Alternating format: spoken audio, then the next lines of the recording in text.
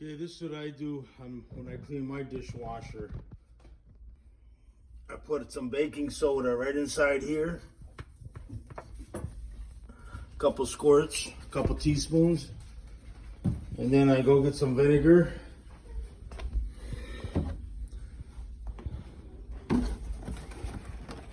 I get some vinegar and I pour it down in the hole.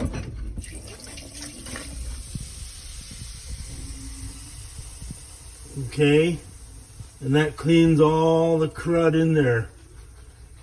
All right, I do that maybe once a week, once every 2 weeks, and then the dishes come out nice and clean.